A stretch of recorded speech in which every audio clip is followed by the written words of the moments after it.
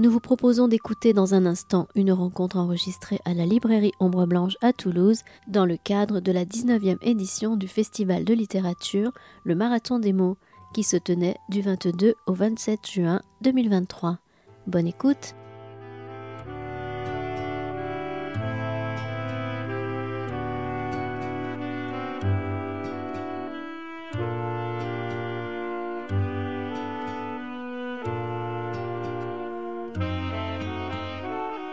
Je crois que tout le monde attend impatiemment. Merci, merci pour votre présence si nombreuse.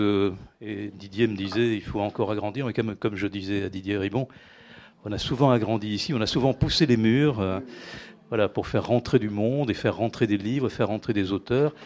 Et d'ailleurs, je vous rappelais, Didier, qu'on vous a connu, vous aviez un peu moins de public, mais bon, déjà, il y avait des fervents et on vous a accueilli dès votre premier livre pour Michel Foucault. Ça remonte à... Voilà, ça remonte à un temps... Non, mais voilà, d'accord, mais on peut le dire, 1989. Et puis, vous me rappeliez que vous êtes venu ensuite quand même pour de très nombreuses publications, et notamment chez Fayard. Voilà, donc on parlait du dessin de Fayard, mais ce n'est pas l'objet ici, bien que si vous avez l'occasion de dire un mot de l'édition aujourd'hui, il sera toujours le bienvenu. Voilà, je suis passé chez Flammarion. Voilà. Voilà. Tous les avertissements sont bons. Suivant mon éditrice, qui était littéralement chassée par ceux qui se sont emparés du groupe, par Nicolas Sarkozy, qui lui avait téléphoné pour lui dire « Vous savez qui est votre patron ?» etc. Donc elle est partie, elle a pris la direction de Flammarion. Et plusieurs auteurs, dont Geoffroy de la Gannerie, moi, quelques autres, l'avons évidemment suivi. Tout à fait, merci de l'avoir fait. Nouvel épisode, c'est le JDD il y a quelques jours. Oui, voilà. Oui.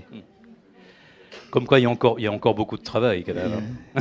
Mais il y a des lieux, il y a aussi de la résistance et des lieux de résistance. Voilà, alors dans les lieux de résistance... Est-ce que ça marche, le micro? Oui, il marche. Oui. C'est mieux. Ah oui, si je parle dans le micro, c'est mieux. Oui, d'accord, j'ai compris. Alors, dans les lieux de résistance, il y a l'édition encore, l'édition indépendante, il y a les librairies. Et bon, finalement, c'est une résistance qui porte. Et puis, il y a les festivals. Voilà, là, avec Serge, on a voulu vous dire un mot parce que c'est parmi les l'avant-dernier moment ici à Ombre Blanche et un des tout derniers moments de ce marathon qui a été, je crois, une édition formidable. Bon, moi, je remercie très vivement Serge de ce travail que nous faisons depuis l'année prochaine 20 ans. Et je pense que nous les fêterons avec beaucoup de ferveur et beaucoup de joie, beaucoup de monde. Évidemment, il fera aussi chaud qu'aujourd'hui, probablement, puisqu'il est question que la température monte. Mais voilà, ils nous auront de très beaux auteurs. Donc merci à tous. Et voilà, je ne vous demande pas d'excuser le fait qu'il fasse chaud et qu'on n'ait pas toujours une place assise. Je vous demande juste de le comprendre. Ne pas oublier que nous avons un auteur chaque jour, toute l'année, et que c'est notre travail, et que, évidemment, pour ce marathon, il y en a encore plus, et il y a encore plus de monde, mais c'est la rançon du succès de ce festival. Serge, je voulais dire un petit mot, merci. Oui, merci Christian, merci Didier, voilà, et merci au public effectivement d'avoir été aussi présent au festival.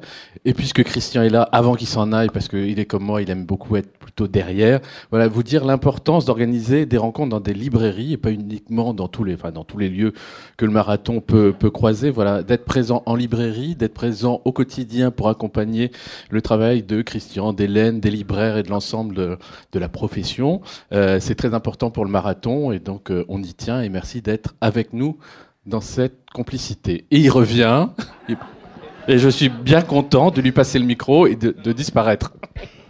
Parce que vous avez prononcé le mot libraire et que je voulais dire que c'est un libraire, Benjamin Lebras, qui s'occupe très activement de toute la partie de l'entrée de la rue Gambetta et que je remercie de tout son travail et que c'est lui qui va dialoguer avec Didier Ribon, que je remercie encore très profondément à nouveau. À bientôt Didier, ou à tout à l'heure en tout cas. Ah oui. Merci.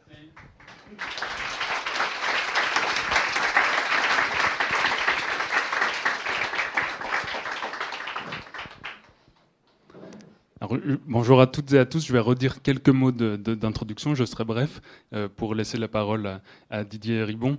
Déjà, donc bonjour à toutes et à tous. Merci à nouveau d'être présents si nombreux ce soir à la rencontre donc d'un invité exceptionnel, Didier Ribon. Merci beaucoup à vous d'avoir accepté l'invitation du festival, le Marathon des mots et de la librairie Ombre Blanche. Vous êtes avec nous pour évoquer votre dernier livre qui est paru en ce printemps chez Flammarion dans la collection Nouvel Avenir et qui s'intitule « Vie, vieillesse et mort d'une femme du peuple ». La femme du peuple dont il est question dans le titre, c'est bien entendu votre mère. Ce livre est un récit intime, familial, personnel des dernières années, mois, semaines de vie de votre mère, et centré notamment sur son entrée dans une maison de retraite médicalisée, un EHPAD. Mais comme dans vos précédents livres, et comme notamment dans Le Retour à Reims, qui est paru en 2009, vous inscrivez cette expérience personnelle, familiale, dans une réflexion plus large, plus théorique, sociologique, philosophique, politique, en questionnant à nouveau le déterminisme lié aux classes sociales, les concepts là dans ce livre de dépendance, d'autonomie, de vieillesse, et vous questionnez leur absence l'absence de ces notions dans le champ philosophique et dans l'histoire de la philosophie. Donc il s'agit d'un véritable essai dont nous allons essayer de parcourir les multiples voies. Mais justement, j'ai une première question autour de ce rapport entre l'intime et le théorique. Comme je disais, c'est un récit personnel, mais c'est avant tout un essai sur, encore une fois, la sociologie, l'histoire de la philosophie. Quelle place est-ce que vous donnez, quel rôle vous assignez à la dimension personnelle, sentimentale, affective dans vos livres, et comment vous les articulez avec cette réflexion théorique ? Disons que pardon, je souffre d'allergie printanière et donc j'ai un problème de voix. Vous me pardonnerez, je vais essayer de parler bien dans le micro. Ce que j'ai essayé de faire, comme dans Retour à Reims, c'est de partir d'une expérience personnelle pour aborder des questions théoriques, ou bien l'inverse, partir d'une question théorique que j'aborde et que je déploie à partir d'une expérience personnelle que je restitue. Les deux mouvements sont, dans un sens ou dans l'autre, totalement imbriqués. Donc le point de départ de ce livre, ce nouveau livre, c'est quand ma mère était à la maison de retraite, elle me laissait des messages sur mon répondeur dans lesquels elle me disait, la nuit, comme ça, je ne suis pas bien ici, on me maltraite, je veux partir, je n'ai pas le droit de prendre une douche. Donc j'appelais le médecin de la maison de retraite, une femme très bienveillante, je crois très compétente, qui me disait non, on ne lui interdit pas de prendre une douche, mais pour prendre une douche, comme elle ne peut plus se déplacer toute seule, j'ai besoin de 2 aides-soignants, 2 hommes pour la lever et l'emmener à la salle de bain. Et je n'ai pas assez de personnel, ça n'est possible qu'une fois par semaine. Et quand cette femme médecin de la maison de retraite m'a dit ça, j'ai failli hurler. Enfin, je me dis, qu'est-ce que c'est que ce service public ? C'est un EHPAD public. Qu'est-ce que c'est que ce service public où il n'y a pas assez de personnel pour que les résidentes, en grande majorité, de la maison de retraite puissent prendre une douche tous les jours, ce qui semble assez peu concevable. Et c'est pas la faute du médecin de la maison de retraite, c'est pas la faute des aides-soignantes, des infirmières, c'est la faute de tout un système qui sous-finance. C'est pas un sous-effectif conjoncturel à un moment donné, parce que c'est des vacances ou je sais pas quoi. C'est un sous-effectif structurel.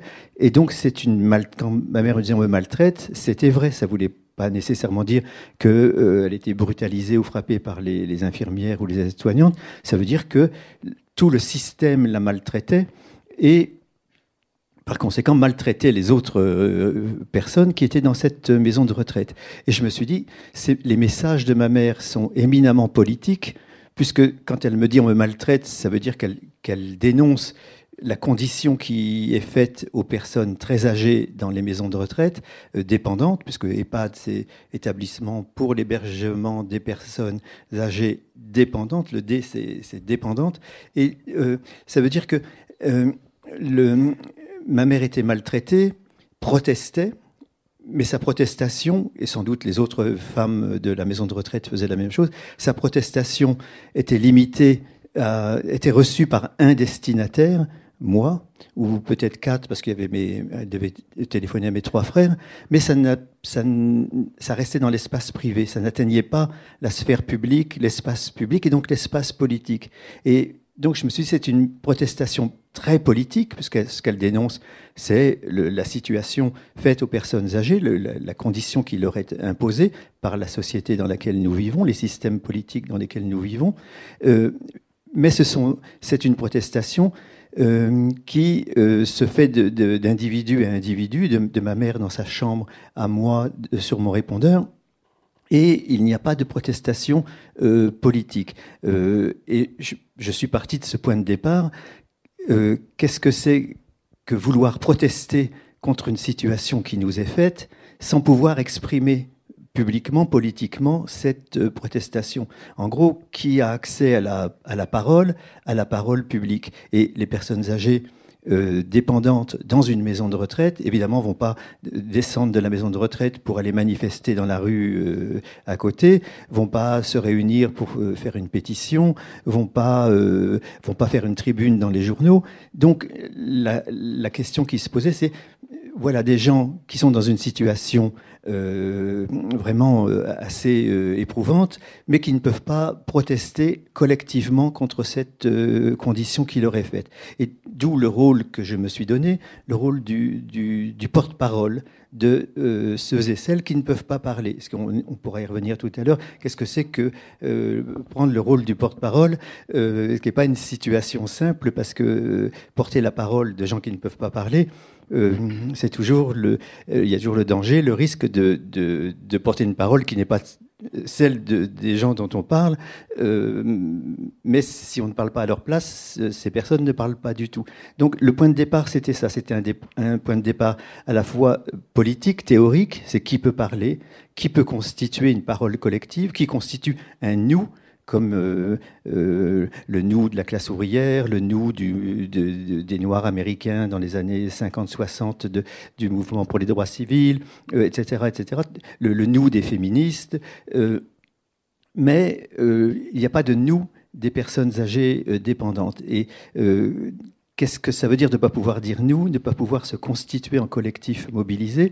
Et qu'est-ce que ça veut dire pour quelqu'un comme moi de constituer ce collectif mobilisé qui ne se mobilise pas, mais le mobiliser par l'intermédiaire d'un livre? Donc le point de départ, c'était ça. Et pour dérouler cette question, je relate l'entrée de ma mère dans la maison de retraite, puis je raconte les différentes étapes de la vie de ma mère, quand elle était femme de ménage, quand elle était ouvrière en usine, quand elle est devenue retraitée, etc. Et voilà, les 30 dernières pages qui sont un peu d'analyse théorique sont le point de départ. Et tous les 300 pages qui précèdent, qui sont des pages de restitution d'une expérience personnelle, sont là, sont là pour donner une incarnation à ces questions théoriques et montrer leur complexité. Pardon, ma réponse était un peu longue. On reviendra effectivement sur la question du porte-parole, que vous citez beaucoup Simone de Beauvoir, son grand livre de 1970 qui s'intitule La vieillesse, dans lequel elle posait déjà cette question du porte-parole ou de faire entendre la voix de ceux qui ne l'ont plus, en l'occurrence les vieillards. Donc on y reviendra peut-être tout à l'heure. En l'occurrence sur l'entrée dans la maison de retraite, dans quelles conditions est-ce que vous avez été amenés, vos frères et vous-même, à y placer votre mère? Et vous décrivez un parcours inéluctable, fatal dans cette décision. Semble-t-il une décision qu'on ne peut pas ne pas prendre. C'est quelque chose d'assez terrible, c'est que un jour, j'allais voir ma mère, donc je prends le train de Paris pour Reims. J'appelle ma mère en arrivant à la gare de Reims, en lui disant que voilà, je suis arrivé à Reims, j'arrive. Elle me répond pas, je la rappelle, elle répond pas. Je prends l'autobus pour aller dans la commune de banlieue où elle habitait. Elle me répondait toujours pas. Et quand je suis arrivé devant son immeuble, j'ai sonné, elle me répondait pas. Des voisins ont fini par m'ouvrir, je suis allé devant sa porte, j'ai sonné, et là, elle m'a répondu, elle me disait « Oui, attends 5 minutes, oui, attends 5 minutes ». Et puis, au bout d'une demi-heure, où elle me répondait « Oui, attends 5 minutes », je lui dis « Maman, si tu ne m'ouvres pas, j'appelle les pompiers. »« Oui, attends 5 minutes. » Donc, j'ai appelé les pompiers qui sont entrés en cassant la vitre du balcon avec leur échelle.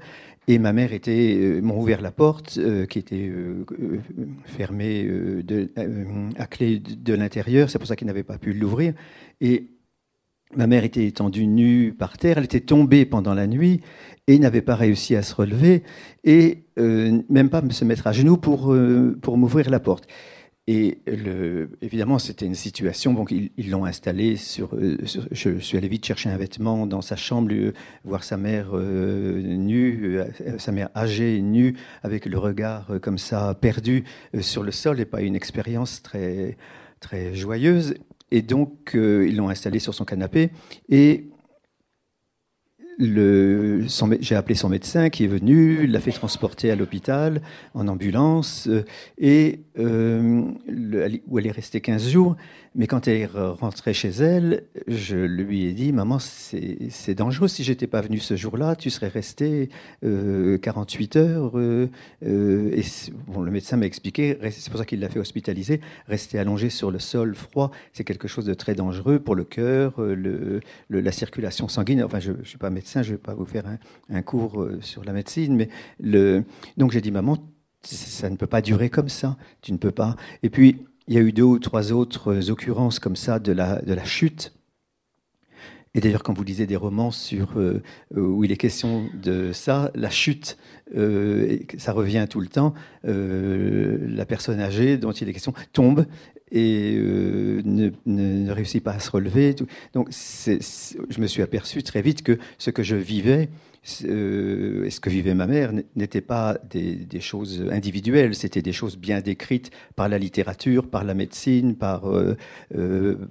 etc. Et donc, là, mes frères et moi avons commencé à essayer de la convaincre d'entrer dans une maison de retraite. Et ça a pris un certain temps parce que elle ne voulait pas, elle disait oui, puis elle disait non. Un de mes frères l'emmenait visiter une maison de retraite et avait fait toutes les démarches, rempli tous les papiers. Elle allait la visiter, elle dit non, ça me plaît pas, je veux pas aller là. Mon frère était furieux, je devais lui dire écoute, c'est pas toi qui vas y vivre, donc c'est elle qui décide, ni toi ni moi. Et au bout de 2 ans, comme elle était de nouveau tombée, et que sa vie quotidienne dans son appartement devenait de plus en plus difficile, elle a accepté d'entrer dans une maison de retraite. Un de mes frères et moi l'y avons emmenée, après avoir fait un certain nombre de démarches. On n'imagine pas la paperasserie, le nombre on parle souvent de l'administration, etc. Mais la maison de retraite ne vous facilite, c'est pas un système qui vous facilite les choses quand elles sont déjà bien difficiles. La paperasserie qu'il faut faire, qu'il faut remplir les documents pour faire entrer quelqu'un dans une maison de retraite, alors qu'on vous dit pour l'instant, il n'y a pas de place, disponible, et pas avant plusieurs mois. Et on se dit, quand même, plusieurs mois, c'est long, sans réfléchir à ce que voulait dire le fait qu'il faut attendre qu'une place se libère. Et puis après, on se dit, mais une place se libère, ça veut dire qu'une personne décède. Donc, et quand on se dit, c'est long, plusieurs mois, puis après on se dit, c'est long, mais sauf que pour la personne en question, quelques mois de vie en plus. Donc, on est pris dans des sentiments contradictoires, on ne sait plus quoi faire, on ne sait plus quoi penser. C'est une période assez éprouvante. J'ai vécu ça comme vraiment une période éprouvante. En disant ça, j'ai bien conscience que pour ma mère, c'était encore beaucoup plus éprouvant que pour moi et mes frères, puisque c'est elle qui entrait dans la maison de retraite, qui quittait son appartement. Et quand elle est arrivée à la maison de retraite, elle pleurait. Et bon, je dois dire, on se dit, qu'est-ce qu'on est en train de faire? Mais si on ne le fait pas, qu'est-ce qui se passe? Elle ne peut plus rester chez elle. Là, c'est un établissement médicalisé. Et moi, je raconte ça dans mon livre, je pensais que faire entrer sa mère dans un établissement médicalisé, c'était la faire entrer dans une structure où on s'occuperait d'elle, où elle aurait des aides-soignantes, des infirmières, etc., et qu'elle serait bien. D'ailleurs, quand je l'ai laissée, je lui ai dit, tu verras, tu seras bien, ils vont bien s'occuper de toi. Et puis, j'ai vite compris que ça n'était pas le cas et que ça la menait au désespoir. D'ailleurs, je cite cette chanson, après le décès de ma mère, quand j'ai commencé à écrire ce livre, je me suis renseigné sur les maisons de retraite et je suis tombé sur la chanson de Jean Ferrat qui s'appelle précisément « Tu verras, tu seras bien ». Et une chanson de 1980 sur un couple qui installe un parent, la mère, dans une maison de retraite et récite toute la litanie des phrases que tout le monde prononce. Tu verras, tu seras bien, on va bien s'occuper de toi, tu verras, il y a de belles roses dans le jardin, tu pourras parler avec les autres pensionnaires. Et je me suis dit, cette chanson de 1980, et près de 40 ans après, je récitais presque mot à mot, sans la connaître, les paroles de cette chanson. Et je me suis dit, tout enfant qui fait entrer un parent dans la maison de retraite récite ces paroles comme les versets d'une liturgie qu'on aurait apprise, alors qu'on ne l'a pas apprise, que juste on l'invente à ce moment-là, quand on dit « tu verras, tu seras bien », sans trop y croire, et la personne à qui on dit ça n'y croit pas trop non plus. Donc c'est cette espèce de mensonge réciproque, mais je ne pensais pas que ça serait à ce point. Oui, vous citez les travaux de sociologues américains qui... Anselm Strauss et Barney Glaser, qui ont un très beau concept, ça s'appelle ça « The Ritual Drama of Mutual Pretense », le drame rituel du faire-semblant réciproque. Et chacun fait semblant de croire à des situations comme ça. Enfin, ils décrivent magnifiquement ces situations où chacun fait semblant de croire à la vérité de ce que dit l'autre, tout en n'y croyant pas. Où l'un sait qu'il ment, l'autre sait aussi qu'il ment, mais on se fait croire à chacun qu'on croit à l'autre. C'est des situations, qui sont que des sociologues américains ont magnifiquement décrites. Et je dois dire que quand j'ai lu ce livre de Barney Glaser qui s'appelle Anatomy of Dying, l'anatomie de la mort, c'est pas des titres. Les livres que j'ai lus pour écrire celui-là n'étaient pas. Un de mes amis m'a dit après, quand j'ai fini le livre, j'ai dit, maintenant il faut que je lise ce livre. Il me dit, ah non, tu ne lis plus de livres sur la vieillesse et sur la mort, c'est fini, le livre est terminé. Tu vas pas continuer à lire des livres déprimants.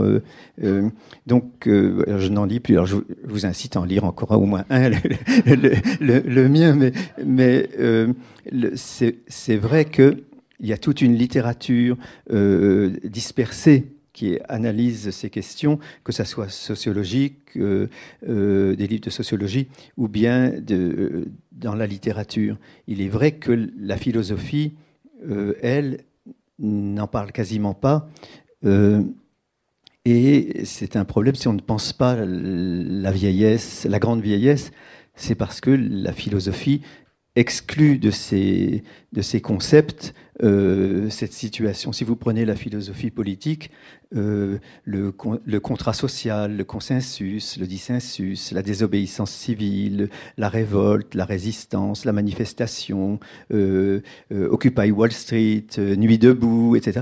Tout ça présuppose que vous êtes bien portant.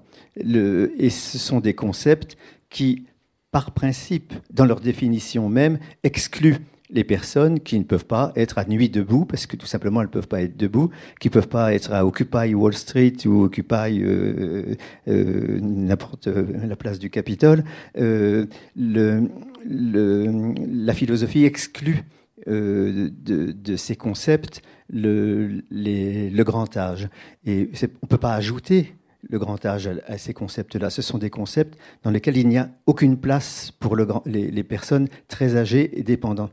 Et donc, c'est très difficile à penser parce qu'il n'y a pas de tradition de pensée sur ces questions. Et c'est pour ça que je cite beaucoup de livres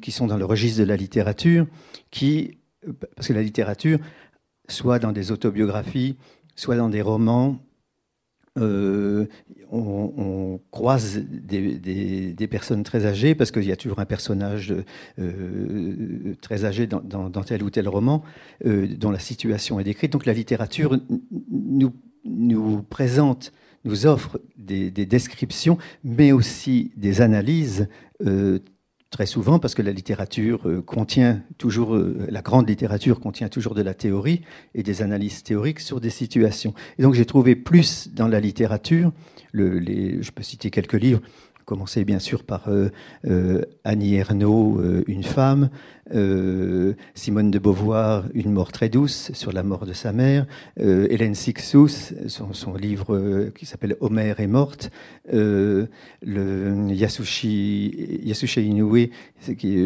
Histoire de ma mère, le livre de Albert Cohen, Le livre de ma mère, qui est un livre stupéfiant, en fait, tout un ensemble de livres comme ça que je cite, ou sur la maison de retraite.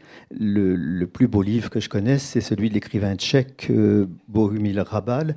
Le livre s'appelle Les millions d'Arlequins, où c'est un personnage qui entre dans une maison de retraite et qui décrit ce que c'est que de devenir résidente. C'est une femme résidente d'une maison de retraite. Le livre, là aussi, magnifique. Enfin, malheureusement, tous les libraires me disent, on n'arrête pas de me demander le livre de Bohumil Hrabal, mais depuis que votre livre est sorti, mais il est épuisé et Point Seuil ne l'a pas réédité. Alors ça, je suis pour rien, mais je déplore le fait que des livres aussi essentiels ne soient pas disponibles quand les lecteurs voudraient l'acheter.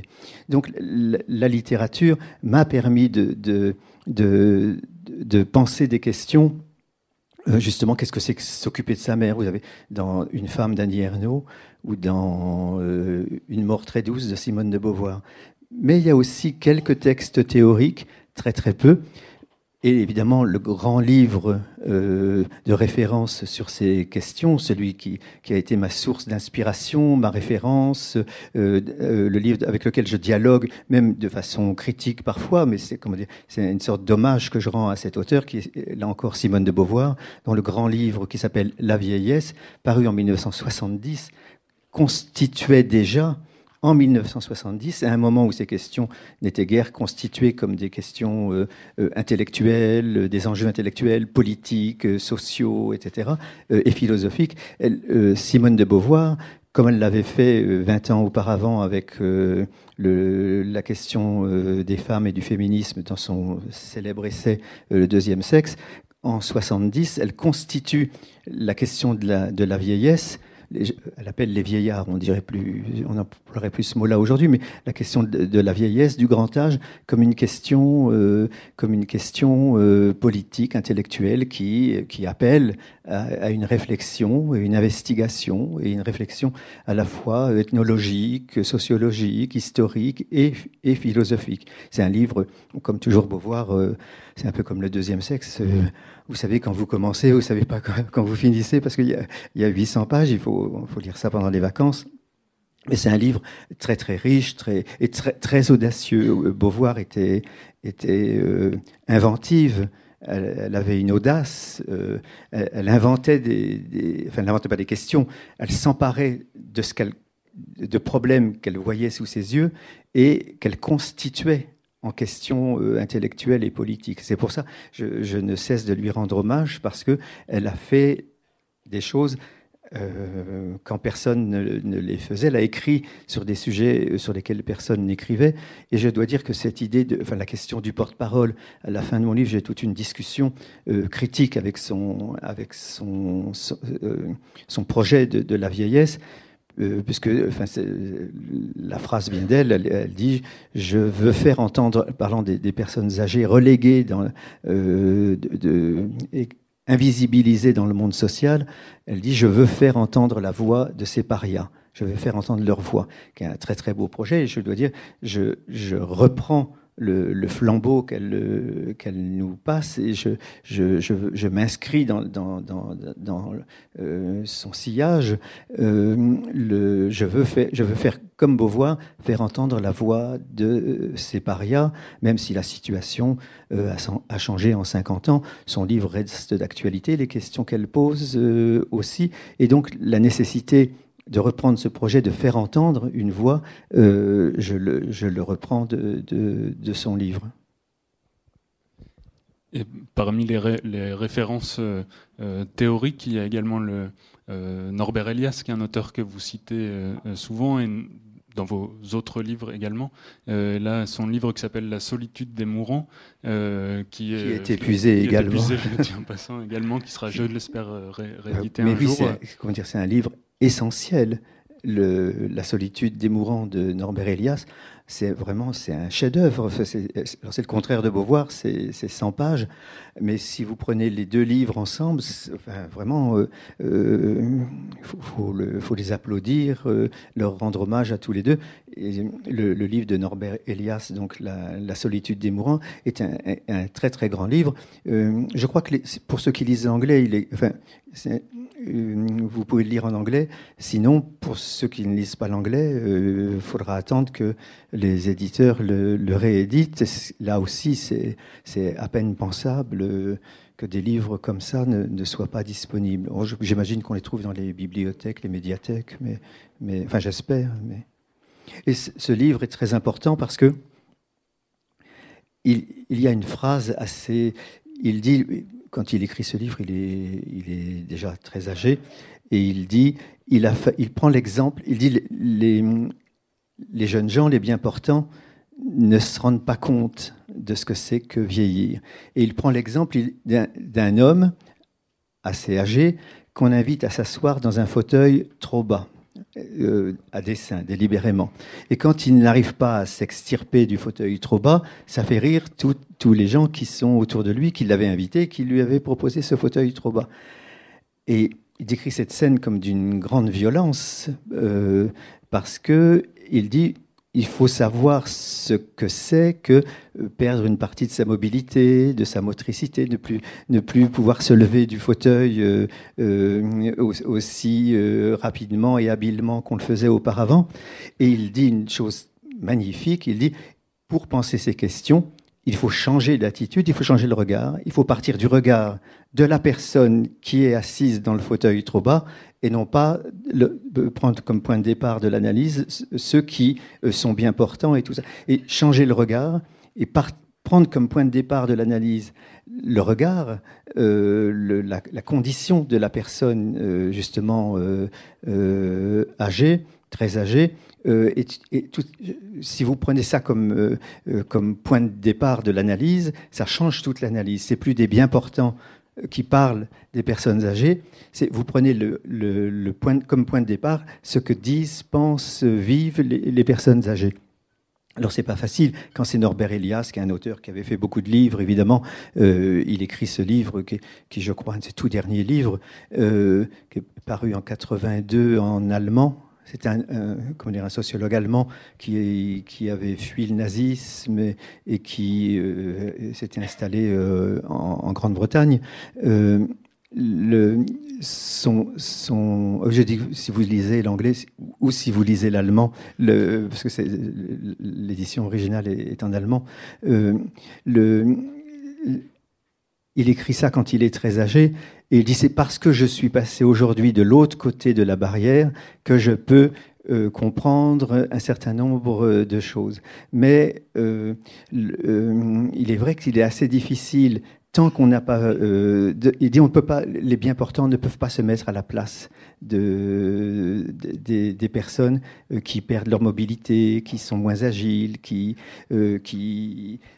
l'exaspération des jeunes devant la lenteur des personnes âgées au supermarché, des choses comme ça, enfin, ou dans l'autobus. Il faut inverser le regard, inverser le point de départ. Et ce livre, il y a des analyses historiques. Qu'est-ce que c'est que la vieillesse comment la vieillesse a évolué, comment. Il décrit un moment les EHPAD où il dit dans les EHPAD sont des déserts de solitude, et parce que vous n'êtes pas seul dans l'EHPAD.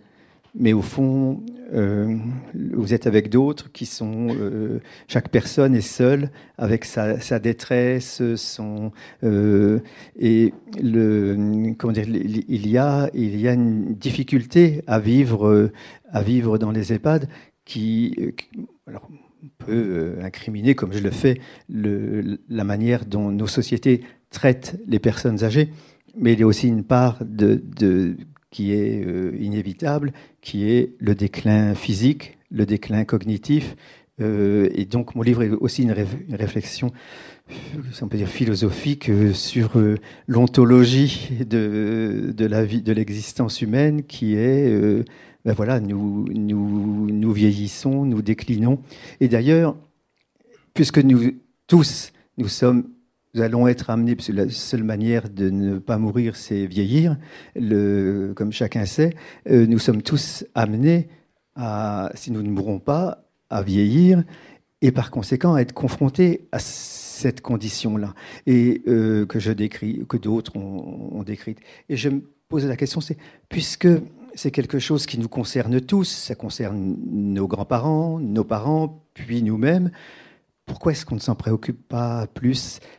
Qu'est-ce qui fait qu'il y a un effet d'effroi? Quand on est la personne qui entre à la maison de retraite, c'est la panique, l'angoisse, le désespoir.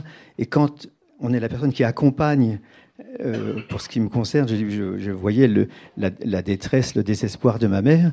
Il y a un autre sentiment qui a été dans la situation, c'était mon propre effroi. Je me souvenais du début du roman de Beckett qui s'appelle Molloy, où il dit « Je suis dans la chambre de ma mère, je ne sais pas comment j'y suis arrivé ». Et je me dis, oui, voilà, c'est ça. Tous, on arrivera un jour dans la chambre qu'occupe aujourd'hui ma mère. J'arriverai dans cette chambre. Je ne sais pas comment j'y arriverai. Je ne peux pas le savoir. Ce que je peux savoir, c'est qu'un jour, ça sera. Et donc, on est pris d'un sentiment d'effroi. Et on essaie de mettre... on dit, je pars en vacances, je veux oublier ça, je veux aller manger des spaghettis à Bologne, ou je ne sais pas, faire un tour en gondole à Venise. Mais on veut mettre ça à distance. Et il est vrai qu'on est saisi d'effroi, on est saisi de culpabilité, parce qu'on se dit, je n'ai pas fait assez, je ne m'occupe pas assez de ma mère, je ne vais pas la voir assez souvent, je ne m'occupe pas d'elle, etc.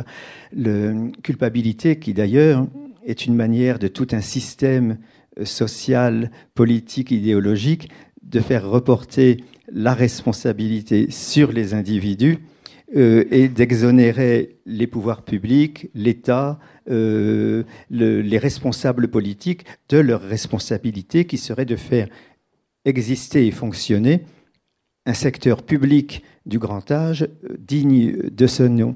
Et culpabilité, honte, la maison de retraite, quand ma mère elle est morte 7 semaines après son entrée dans la maison de retraite. Et je me suis dit, finalement, je me sens coupable parce que mes frères et moi, on aurait dû payer une maison de retraite plus chère, plus luxueuse, dans le privé, où elle aurait été mieux traitée, mieux accueillie, où il y aurait plus, on ne m'aurait pas objecté qu'il n'y avait pas assez de personnel. Ça, c'est le service public. On ne peut pas compter sur le service public. Il faut aller dans le privé. Et puis j'ai lu le livre de Victor Castanet, Les Fossoyeurs, qui parle d'une maison de retraite de luxe dans la banlieue riche de Paris, où les tarifs mensuels sont entre 10 000 et 15 000 euros mensuels par mois, 10 et 15 000 euros par mois, et où il décrit situation bien pire que celle que vivait ma mère, où la situation c'est les résidents avaient droit à 2 biscottes au petit déjeuner, on en supprime une pour faire une économie, on fait l'économie de couches en changeant plus les couches tous les jours mais tous les 2 jours. Ce livre est tout simplement, vous êtes saisi d'horreur et d'indignation, où vous dites qu'on ne peut pas quand même pousser la loi du profit la plus immorale et la plus obscène à ce point à propos des personnes âgées qui ne peuvent plus se battre, se défendre, résister à la situation qui leur est faite. Et donc, mon livre, vous avez dit, une dimension littéraire, théorique, sociologique, tout ça. Il y a aussi une dimension politique qui est un cri de révolte. Dans quelle société nous vivons et dans quelle société nous voulons vivre? Est-ce que la société dans laquelle nous vivons, est-ce que nous pouvons accepter on accepte beaucoup de choses et quand on ne les accepte pas, on nous envoie des tirs de flashball ou des grenades lacrymogènes. Nous avons tous, un certain nombre d'entre vous, qui ont voulu justement protester pour que les retraités qui ne sont pas encore dans le grand âge puissent profiter de leur retraite. Nous avons été nombreux à protester contre les réformes récentes, accueillies justement par la répression policière la plus insensée. Mais il y a quand même une question qui est: qu'est-ce que c'est que cette société dans laquelle nous vivons, dans laquelle les personnes âgées sont à ce point maltraitées, parce qu'elles ne peuvent même pas aller manifester avec le risque de recevoir des grenades lacrymogènes. J'ai vécu ça tous les 6 derniers mois. Je sais que c'est pas agréable, loin de là, mais les personnes âgées, très âgées, ne peuvent même pas faire ça, ne peuvent pas protester, ne peuvent pas. Donc, elles sont soumises à une violence économique, sociale, institutionnelle, incroyable, et elles ne peuvent rien faire contre. Et il y a un autre livre que j'aime beaucoup, qui est de Anne-Sophie Pelletier. Ça, c'est un livre que tout le monde doit lire parce que elle était aide-soignante dans un EHPAD et elle raconte ce que c'est au jour le jour qu'être aide-soignante dans un EHPAD. C'est un EHPAD privé. Parce que, évidemment, même quand on a un parent dans une maison de retraite, on y va 2 heures, une fois de temps en temps, on ne sait pas ce qui se passe. Et elle le décrit. Et on découvre des situations. Mais et elle nous montre Aujourd'hui, elle est députée européenne. Elle a été élue aux dernières élections européennes sur la liste de la France Insoumise, pour laquelle j'ai voté. Je suis très fier d'avoir contribué à envoyer au Parlement européen une ancienne aide-soignante qui est l'auteur de EHPAD, une honte française, qui se préoccupe de ces questions et qui les porte dans l'espace public.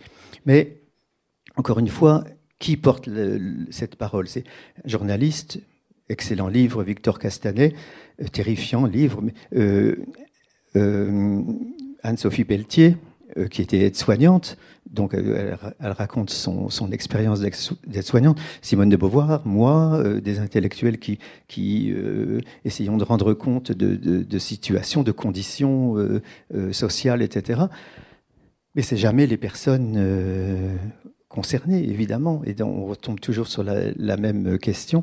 Si cette question n'est pas posée publiquement, c'est parce qu'il n'y a personne pour la poser, sauf de temps en temps un journaliste, une ancienne aide-soignante, une intellectuelle comme Simone de Beauvoir ou comme moi, ou quelques écrivains dont j'ai donné les noms, d'autres aussi. Mais justement, à la fin de votre livre, donc il y a la question du porte-parole sur laquelle on reviendra, mais vous dites que ces livres-là, ces alertes-là, c'est celui de Simone de Beauvoir en 70, celui de Victor Castanet, le vôtre aujourd'hui, malheureusement n'ont pas l'écho. Par exemple, pour le cas de Simone de Beauvoir, la vieillesse n'a pas eu l'écho qu'a eu le deuxième sexe pour le mouvement féministe, parce que il faut que la société, que le mouvement soit composé, qu'il existe déjà un groupe qui soit en mesure de faire pression. Simone de Beauvoir publie en 1949 Le deuxième sexe. Ce livre est depuis un best-seller. L'édition de poche de ce livre est dans les listes de best-sellers toutes les semaines, actuellement encore. Toute personne qui entre dans le mouvement féministe ou s'intéresse au mouvement féministe ou à la question des femmes, etc., passe par la lecture, au moins la consultation de ce livre, qui est une référence absolue, même si c'est pour le critiquer ensuite. Critiquer un livre, c'est aussi le faire vivre au présent. Donc, parce qu'il y a un mouvement... Beauvoir, dans la préface de ce livre, dans l'introduction de ce livre, dit « Les femmes ne disent pas nous ». Je vais m'interroger sur pourquoi les femmes ne disent pas nous, alors que les ouvriers disent nous les ouvriers, nous les noirs, nous... elle donne plusieurs exemples. Mais les femmes ne disent pas nous. Elles ne se constituent pas collectivement comme le sujet de leur propre discours et le sujet de leur propre regard. Elles restent les objets du regard et du discours des hommes. Elle pose cette question en 1949. Bon, on sait que depuis, les femmes ont dit nous et que les choses ont changé. Mais ça a changé et donc... Comme il y a un mouvement féministe, à chaque génération, à chaque décennie, il y a de nouvelles personnes intéressés par le mouvement féministe qui lisent ce livre et le font exister comme un best-seller permanent. Tandis que La vieillesse est sortie en 70 et il n'y a pas de mouvement des personnes âgées dépendantes, il n'y a pas de mouvement des personnes qu'elle appelait les vieillards. Et donc il n'y a pas un mouvement puisqu'il ne peut pas y avoir, il n'y a pas un mouvement des personnes âgées ou des vieillards, comme elle disait, qui porte à l'existence permanente la vie de son livre, de ce livre. Et donc, moi, je m'en suis aperçu, et ça m'a beaucoup frappé, quand je disais à des amis ou dans une occasion publique ce que j'étais en train d'écrire, je disais, je m'appuie beaucoup sur le livre de Beauvoir, La vieillesse. Ah, je connais pas ce livre. Ou ah oui, je l'ai pas lu. Même mes amis, qui ont lu chaque ligne écrite par Simone de Beauvoir, n'avaient pas lu ce livre-là et parfois même n'en connaissaient pas l'existence. Ce qui veut dire que la question de la vieillesse, c'est quand on est jeune, on n'a pas envie de s'intéresser à la vieillesse. Quand on est adulte, non plus. Quand on commence à vieillir, on n'a pas envie de s'intéresser à la condition qui est en train de nous arriver. Et quand on est très âgé, il est trop tard pour se mettre à lire Simone de Beauvoir et à manifester et à créer un mouvement. Et par conséquent, la question du mouvement social, culturel, politique du féminisme nous montre par contraste, par comparaison, que l'absence d'un mouvement fait qu'il n'y a pas de réflexion, de livres qui sont portés par l'existence d'un mouvement. Il n'y a pas le débat dans le féminisme. Il y a des courants qui s'affrontent, des théoriciennes qui s'affrontent. Dieu sait que nous le savons tous, elles s'affrontent parfois assez violemment, mais elles s'affrontent. C'est un champ de discursif, de confrontation, d'élaboration. Mais ça n'existe pas pour les personnes âgées, puisque les personnes âgées n'écrivent pas, et que ceux qui écrivent sur les personnes âgées sont extérieurs à cette réalité sur laquelle ils écrivent. Et donc, le livre de Beauvoir, j'ai fait une erreur d'ailleurs dans mon livre, je dis, il est sorti en 70 et il n'est passé en édition de poche qu'en 2020. C'est faux. Une lectrice m'a écrit pour me dire, vous avez fait une erreur. Il est sorti en poche dans les années 70, quelques années après la première édition en Gallimard, en ID Gallimard, ancêtre de la collection Folio. Mais ça veut dire que mon erreur me renforce dans ce que je disais. C'est une erreur, je le reconnais. D'ailleurs, j'ai changé pour la réimpression. Il y a une chose qui est évidente, c'est que cette édition de poche avait disparu. Et il est ressorti en édition de poche en 2020. Et tous les libraires m'ont dit, la libraire à côté de chez moi m'a dit, je suis allé voir l'autre jour pour lui commander des livres, elle m'a dit, alors là, depuis que votre livre est sorti, on me demande plusieurs fois par jour La vieillesse de Simone de Beauvoir, alors qu'avant, on ne me le demandait jamais. Je n'en ai jamais vendu un seul. Et donc, je me suis dit, je suis très fier de faire connaître et lire ce livre, mais je sais aussi que c'est un livre qui a été mis au second plan, comme si c'était quelque chose qui n'était pas important dans l'œuvre de Beauvoir. Et pourtant, quand elle le publie, elle raconte dans ses mémoires, je ne sais plus quel volume, je crois la cérémonie des adieux, peut-être, ou tout compte fait, enfin un des derniers volumes. Elle dit, après avoir écrit Le deuxième sexe, parce que je voulais un livre sur les femmes, parce que je voulais analyser la condition de femme qui est la mienne, j'ai voulu écrire sur la vieillesse parce que je voulais analyser la condition qui était en train de devenir la mienne, puisque je vieillis. Alors, les conditions ont changé quand elle écrit ça, elle a 58 ans. Hein, donc, évidemment, on ne dirait pas aujourd'hui, oh, quelle vieillarde, elle a 58 ans, évidemment. C'était bizarre de s'installer dans cette position de « je suis une vieille femme » avant d'avoir 60 ans. L'âge change. On n'est pas la même personne aujourd'hui à 60 ans qu'il y a qu'en 1970. Mais ça veut dire que à chaque fois, il y a un ancrage autobiographique de la démarche théorique, que ça soit pour le deuxième sexe ou pour la vieillesse. Et à chaque fois, c'est une investigation théorique qui la concerne, elle. Et donc on ne peut pas faire comme si ce livre était moins important que le deuxième sexe, parce que du simple fait qu'il n'y a pas de mouvement politique, social, culturel pour le porter à l'existence. Et au contraire, on devrait tout faire pour que ce livre ait un statut comme ça, public, de rayonnement qu'il n'a pas encore eu, de manière un peu injuste, parce que les personnes dont elle parle ne peuvent pas se constituer en mouvement, se constituer en nous. Qui peut dire nous? Les femmes ne pouvaient pas dire nous, elles disent nous, mais les personnes âgées ne peuvent pas dire nous. Et c'est moi qui dois constituer le nous des personnes âgées en disant elles. C'est un nous qui leur vient de l'extérieur. Alors c'est encore une fois la question très, très difficile. Pardon. Et alors pour changer un tout petit peu non pas de sujet, mais de piste, il y a, comme dans le Retour à Reims, une réflexion sur la famille, la place paradoxale de la famille, du lien filial.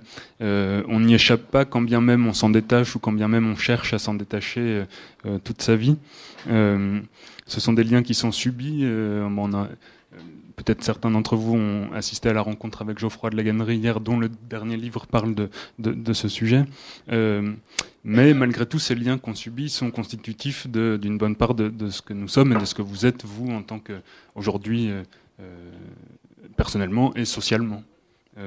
Et vous parlez de l'indépassable contradiction entre continuité et discontinuité biographique, et vous parlez aussi, vous citez le livre d'Albert Cohen qui rend hommage à sa mère dans le livre de ma mère. Est-ce que vous pouvez nous dire quelques mots sur cette question de la famille ?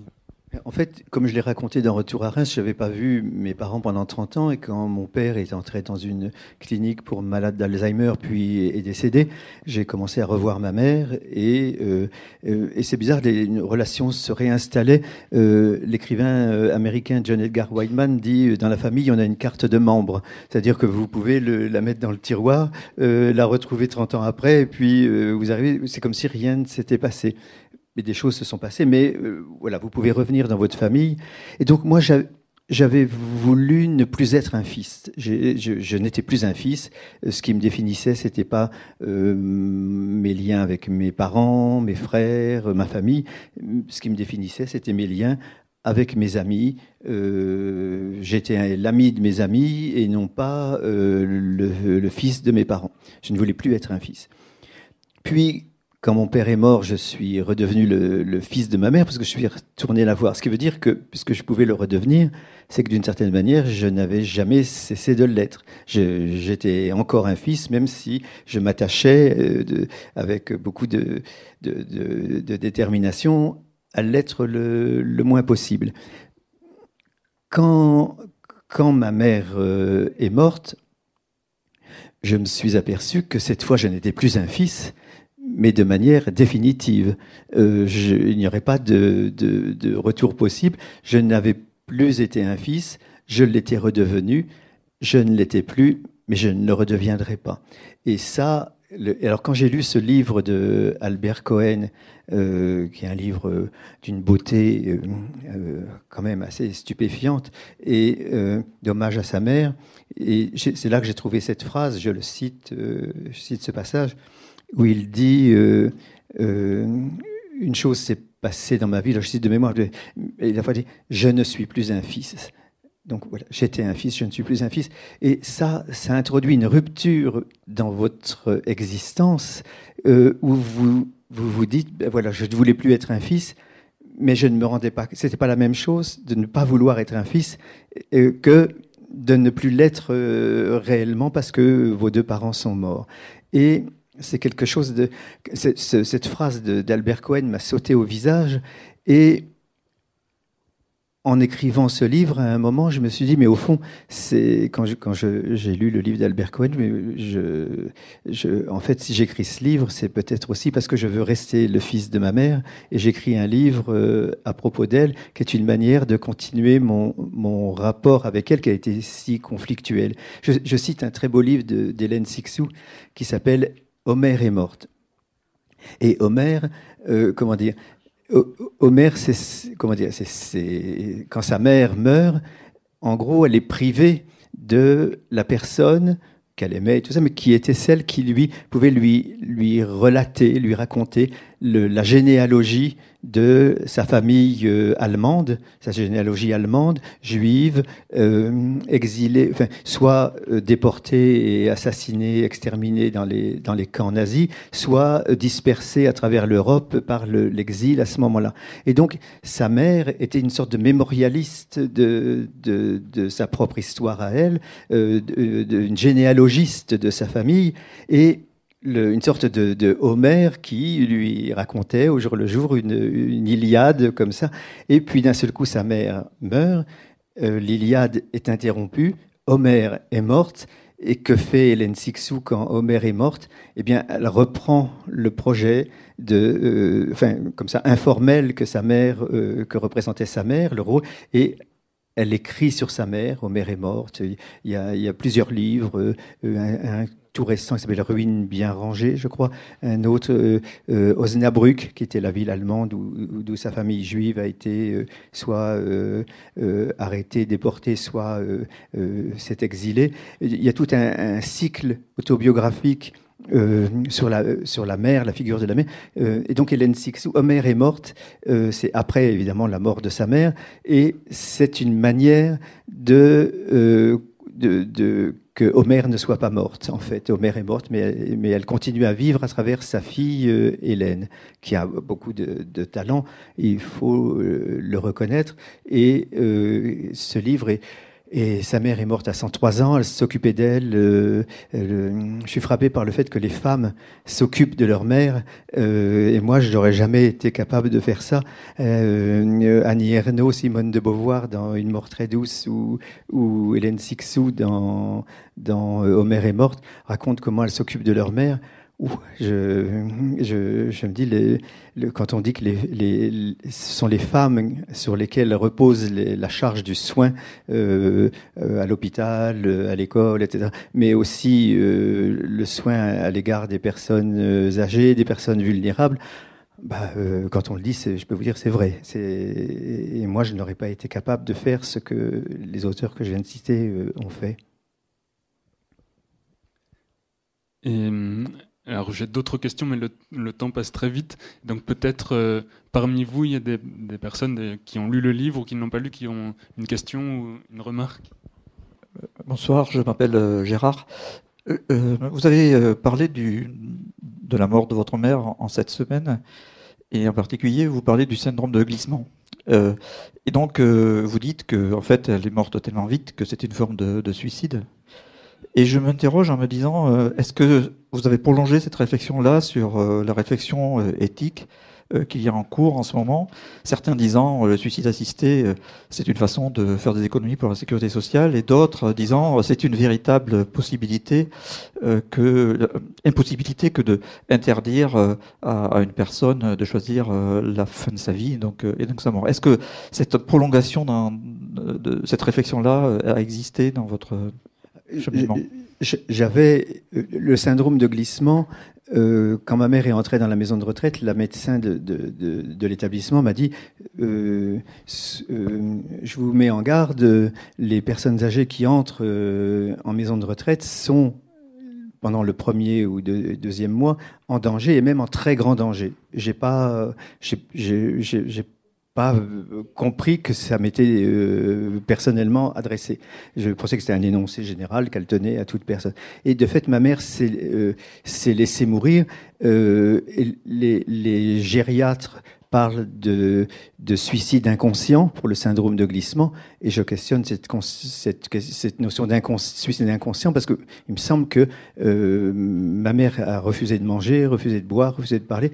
C'est un suicide tout à fait conscient. Donc alors qu'est-ce qui fait que quelqu'un qui ne peut plus se lever, si l'existence humaine, c'est pouvoir se projeter dans l'avenir, dans le temps, se déplacer dans l'espace, évidemment, l'existence humaine de quelqu'un qui ne peut plus se projeter dans le temps, même le temps ne peut pas dire demain j'irai au cinéma, dans sa maison, dans sa chambre, sur son lit, avec les barreaux relevés, et ne peut pas dire je vais aller me balader dans la cour de la maison de retraite puisqu'elle ne pouvait plus se lever.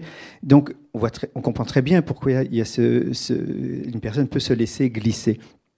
Alors maintenant, j'avais une page dans mon livre sur cette question que vous venez d'évoquer. Mais comme je n'en ai jamais parlé avec ma mère, je ne voulais pas lui imposer de manière posthume, rétrospective, une position qui n'aurait peut-être pas été la sienne, je n'en sais rien. Je pense qu'elle s'est laissée mourir.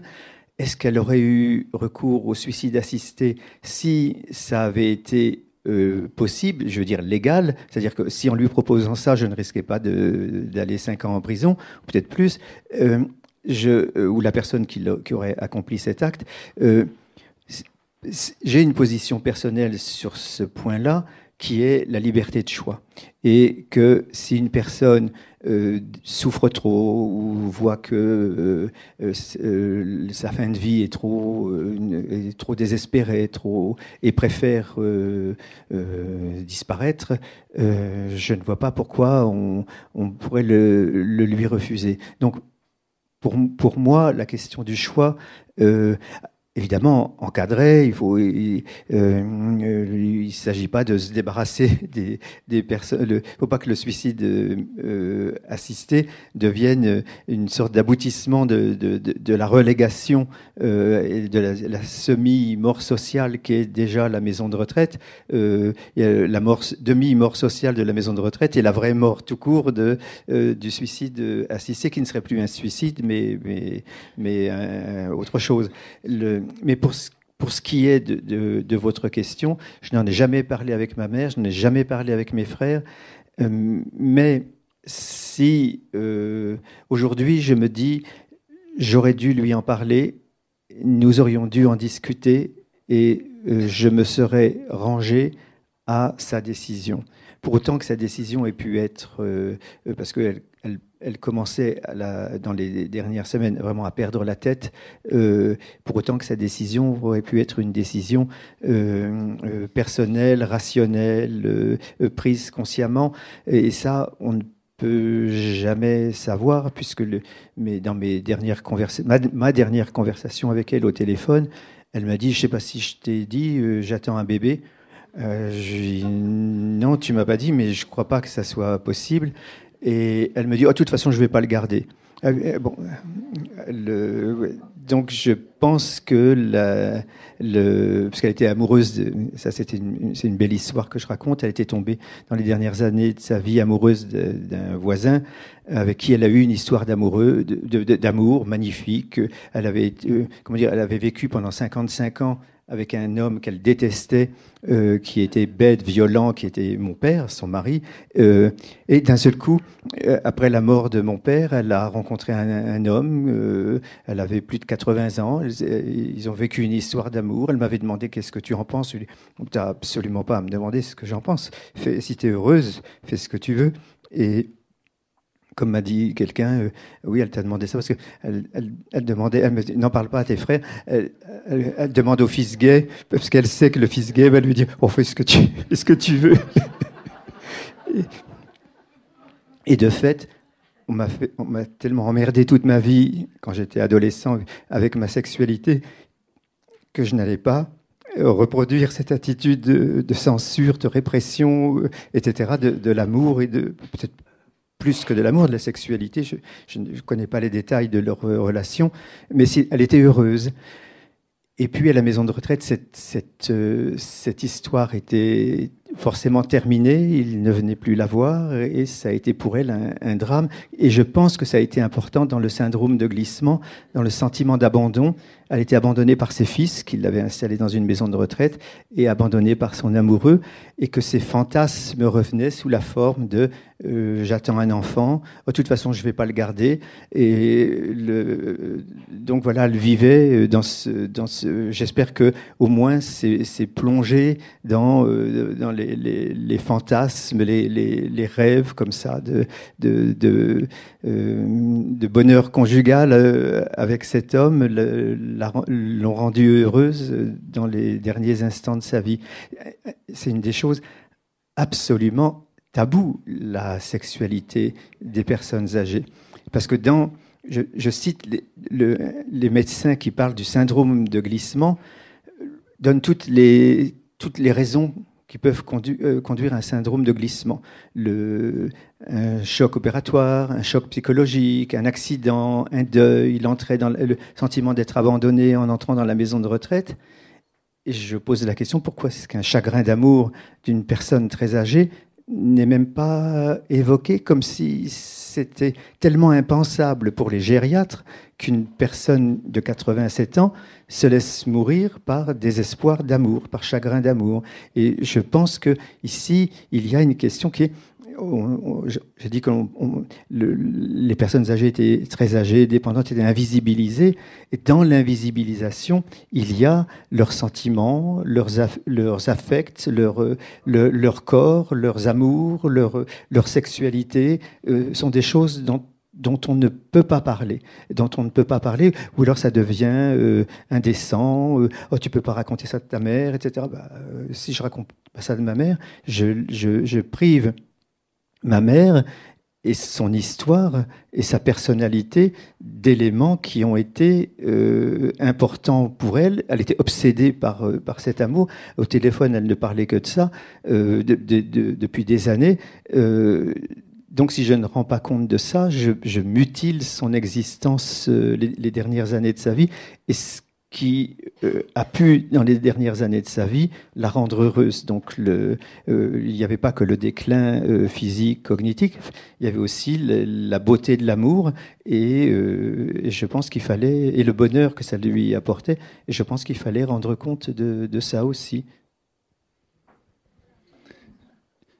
Alors, malheureusement, je ne sais pas si on m'autorise une dernière question. Merci. Je vais essayer de la faire courte, mais c'est encore un peu nébuleux dans ma tête. Moi, je travaille dans le soin, je suis médecin, et j'ai été appelée dans des maisons de retraite il y a 20 ans. Donc, j'ai vu le début de ce mouvement. Et ce que j'ai vu quand j'y suis allée, c'est la déshumanisation des gens. C'est-à-dire qu'on avait encore les moyens matériels. On changeait les gens quand il fallait, etc. etc. Mais moi, j'ai été appelée un jour pour un homme qui était là depuis 15 jours. Et en fait, personne n'avait eu le temps de se poser avec lui pour lui demander qui il était. Et voilà, ça a commencé comme ça, les choses. C'est-à-dire de cette humanité du soin disparaissait. Et cette humanité du soin, elle disparaît dans tous les soins. C'est-à-dire que je suis passée dans plein de services, je suis passée en pédopsie, etc. C'est toujours le même problème. C'est-à-dire que nous soignants, nous médecins, on est incapable d'expliquer aux gestionnaires que le soin, c'est de l'humanité. C'est pas des médocs, c'est pas de la technique. Il faut, mais c'est pas ça, soigner les gens. Et on est incapable de l'expliquer aux gestionnaires. On l'a bien vu dans la crise du Covid, où on a fait des usines, et l'humanité n'existait plus. Et moi, ce que je me dis, c'est qu'au-delà de la vieillesse, la vraie question, c'est qu'est-ce que c'est le soin, d'une manière générale, parce que ça nous concerne tous. La vieillesse, elle est invisibilisée pour plein de raisons, mais la santé mentale également, etc. Donc, moi, je crois qu'on aurait besoin des outils de la philosophie et de la réflexion de la philosophie, des concepts que vous pouvez nous amener pour défendre le beefsteak, en fait. Voilà, donc je voulais voir ce que vous en pensiez, si c'était possible de ramener la question à quelque chose de plus large. La déshumanisation, c'est que pour les personnes très âgées dans les EHPAD, c'est quelque chose qui est frappant. Quand vous lisez le livre d'Anne-Sophie Pelletier ou celui de Victor Castanet, c'est tout à fait frappant. Il y a 3 ans, il y a la défenseure des droits, rendons-lui hommage parce qu'elle fait un travail formidable sur pas mal de questions. La défenseure des droits a rendu un rapport qui s'appelait « Rapport sur les atteintes aux droits fondamentaux des personnes âgées dans les maisons de retraite. Atteinte aux droits fondamentaux. Et parmi les droits fondamentaux qu'elle listait, il y avait le droit de prendre une douche tous les jours. Alors, quand j'ai lu ça, je me dis bravo, Madame la défenseur des droits, vous allez au point essentiel qui est les droits, c'est pas des choses abstraites, c'est la possibilité de prendre une douche. C'est tout simple, tout concret. Et 3 ans après, elle fait rapport de suivi sur le rapport sur les atteintes aux droits fondamentaux des personnes âgées dans les maisons de retraite, où elle constate, je vous le donne en 1000, que ces recommandations n'ont pas été suivies des faits et que le ratio entre le nombre de soignants, le personnel, et le nombre de résidents dans une maison de retraite n'a pas changé, et que c'est ça une des questions. Si vous voulez humaniser, il faut du personnel pour s'occuper des personnes qui sont là. Or, même dans le service public, que ce soit le service privé, secteur privé ou secteur public, on est loin du compte. Alors, humaniser, vous avez raison, mais là, c'est une prise de conscience politique. Il faut imposer ces questions dans les programmes des partis politiques, et il faut voter pour les partis qui auront mis ces questions dans leur programme. C'est aussi comme quand je disais que j'avais voté pour la liste de la France Insoumise et que je suis fier d'avoir élu Anne-Sophie Pelletier au Parlement, enfin contribué à élire Anne-Sophie Pelletier au Parlement européen. Faisons ça massivement. Je ne suis pas en train de faire un meeting de la France Insoumise. Mais comment dire, il y a des partis qui se préoccupent de ces questions, qui élaborent des plateformes et pas des blablas comme ça comme on voit des discussions, réunions interministérielles de discussions sur le projet de loi sur la fin de vie, etc. Discussions interminables, et quand elles sont terminées, sont immédiatement oubliés et ne débouchent sur rien. Donc il faut, et ici, puisque les personnes âgées ne vont pas descendre dans la rue, ne vont pas se constituer en mouvement, vont pas organiser des colloques, vont pas organiser vont pas créer une revue, puisque évidemment c'est impossible, il nous incombe à nous de poser cette question politique dans le champ public, dans l'espace public, et de faire en sorte que les choses changent. C'est à nous, on peut pas. Quand je disais tout à l'heure, la culpabilité, c'est vous trouvez ça chez Beauvoir, chez Ernaud, chez Yasushi Inoue. Tout le monde parle de la culpabilité qu'on ressent quand on ne s'est pas assez occupé du parent, de sa mère, etc., vieillissant. Mais la culpabilité, comme je le disais, c'est une manière que tout le système social nous met dans la tête de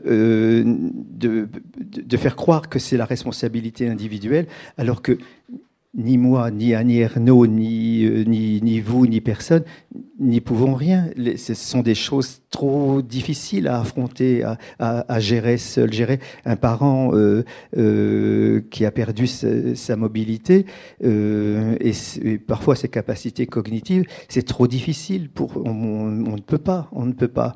Et donc, c'est au pouvoir public, au service public, de prendre en charge ces réalités. Ça ne veut pas dire qu'on s'en désintéresse totalement, au contraire, mais il faut que les structures étatiques, que le système étatique, au lieu de dépenser de l'argent inconsidérément en payant McKinsey pour faire des rapports à la gomme, et se mettre de l'argent plein les poches, il faut financer le service public, l'école, l'hôpital, l'éducation et le grand âge. Et ça, c'est des enjeux politiques. Défendre le service public qui en a bien besoin, puisque toutes les lois récentes consistent à démolir le service public pour favoriser le secteur privé, le profit, etc. Voilà. Donc, mon livre est aussi un appel à la mobilisation citoyenne, si je peux dire, philosophique, théorique et politique. Je vous remercie. Merci beaucoup.